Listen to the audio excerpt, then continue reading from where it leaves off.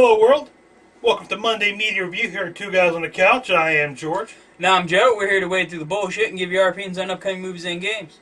This weekend, we really wanted to see Twilight, but instead we went to see The Last Airbender. We're going to have some spoilers in this review because it's kind of hard to talk about the movie the way we want to talk about it without spoiling something, so be forewarned, there will be spoilers. Directed, of course, by M. Night Shyamalan. Yeah, this movie, well, it wasn't just directed, it was written and produced by him. He had his fingerprints all over it. Yes. So he is the sole person to blame why this movie failed as hard as it did. What we've got here is failure. It stars a newcomer, Noah Ringer, as Ong. They constantly say his name wrong in the frickin' movie, though. Yeah, his name is Aang, not Ong. Wrong, sir. Wrong. It's essentially the first season condensed into an hour and 20 minutes, right? Yeah, it's pretty much like Cliff Notes. Mm-hmm. Now, the biggest problem that we had with the story is it's fucking rushed. Everything about this movie was rushed. In my van, it's rush. All the time. He condensed a 2.5-hour movie into an hour and 22 minutes. Mm-hmm. Seriously, if there was another hour on this film, it would have been. It could have been actually really good, except for the simple fact we'll get to it here at the end.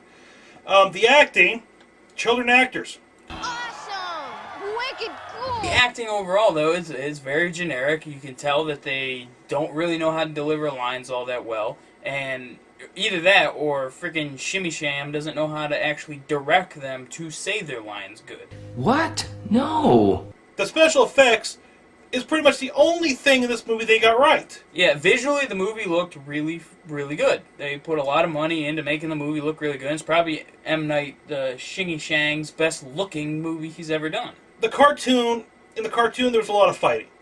And it's like, in this movie, they made Aang, or Ong, into a fucking pacifist, and he hardly ever fought. He didn't want to use offensive tactics.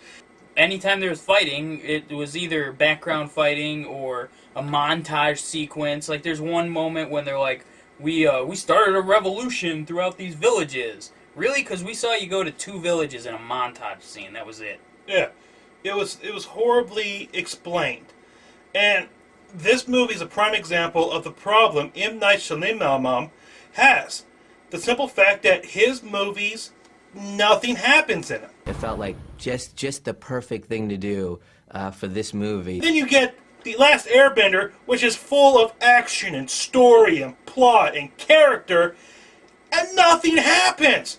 At the very end, when Ong is trying to defeat the Fire Nation, he creates this huge wave from the ocean, and it reaches over the entire Fire Nation ships, and nothing happens. He raises the wave up, they see it, and then he puts the wave back down.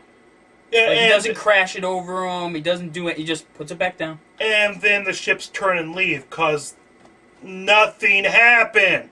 Excuse me, was you saying something? You can't tell me nothing. There's no character development, there's no drawing in. You didn't give a fuck about these characters because nothing fucking happens. Taking the children! We have to save the children! Out of a rating of Koi Fish, I'm going to have to give it a 2 out of 5, just because the special effects were good, and I want to see a sequel done by somebody else. Yes, I would definitely give this a 2 out of 5 Koi Fish, because, like you said, the only thing that saved this movie was the special effects, when they had them. Mm-hmm. When it's like, and I do want to see Earth, Book 2, Earth, or whatever you want to call it. And I want it handled by someone who is not M. Night Shyamalan. Oh, what the fuck happened to this world? This week I went out and picked up Singularity for the Xbox 360, also on the PS3. This is a game made by Raven Software, who their last title was Wolfenstein, which a lot of people panned, and it's really not that bad. It's a decent shooter. I enjoyed it. Yeah. It's not the greatest game ever, but a decent shooter.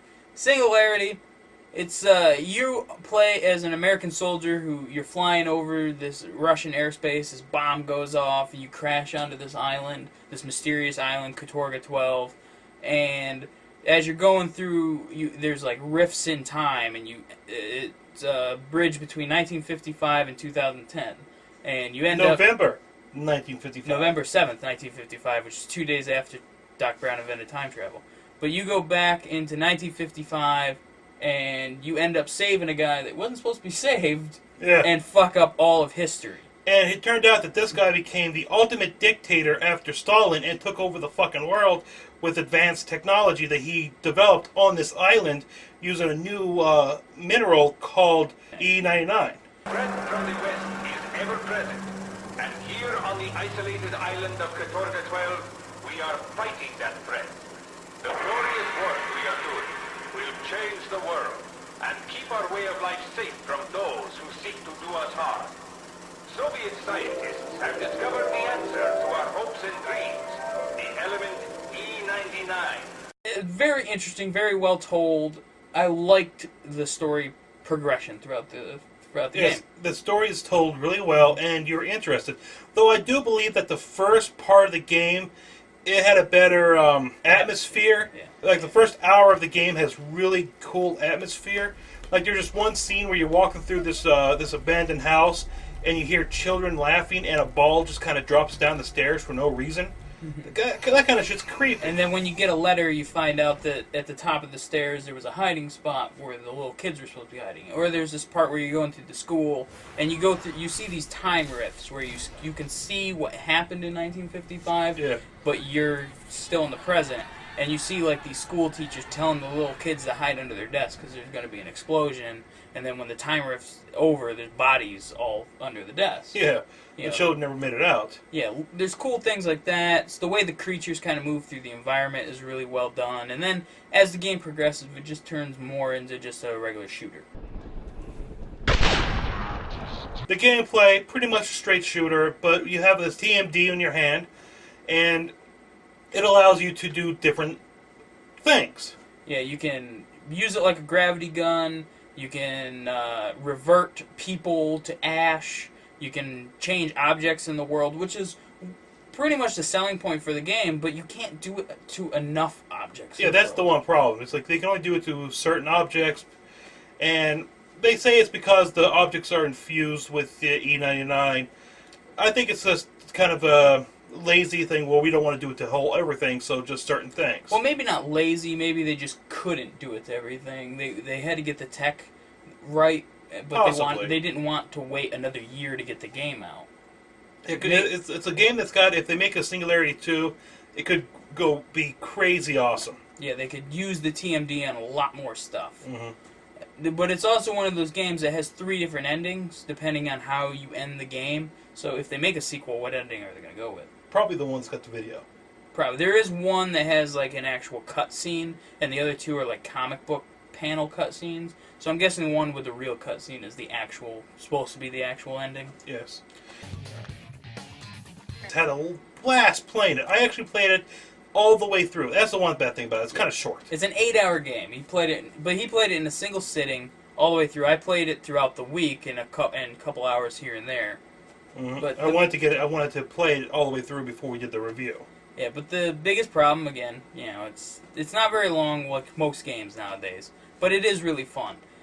And as an overall score, I would rate it an 8 out of 10, but I would have to go with an 8 out of 10 rental or wait for it to drop to maybe a $40, $30 price tag, just because it's really short and the multiplayer doesn't have much legs. But it's a very decent rental, and you'll have a lot of fun playing it. Yeah, I'm probably going to go about the same thing. 8 out of 10? 8 out of 10, because I had a blast playing it. Actually, I'm going to drop it. I'm going to go 7 out of 10 because it was short. And when a game if I can sit down and play through an entire game in one sitting, no matter how fun it is, it's too damn short. The only thing more intense than my midget pride is my hate for tall people, or as we like to call them, biggers. Small power! Small power! Small power! That's going to do it for this week's media review here at Two Guys on a Couch. You can check out all our videos over at TuxedoCast.com, MediaSlayerProductions.com, or at our YouTube channel, youtube.com/TuxedoCats. Follow us on Twitter, twitter.com/TuxedoCats, and you can friend us on Facebook, facebook.com/TuxedoCats. We also want to plug a new webcomic that we're starting. He's the creator-writer of it. I'm doing all the inking on it. A good friend that we met over at the forums of that guy with the glasses, Ninja Liz, is doing all the pencil work, and it's pretty damn awesome.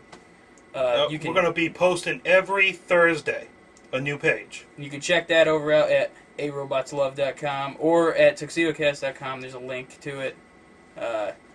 For Two Guys on the Couch, I'm Joe. And I am George. We'll see you next time here on the couch.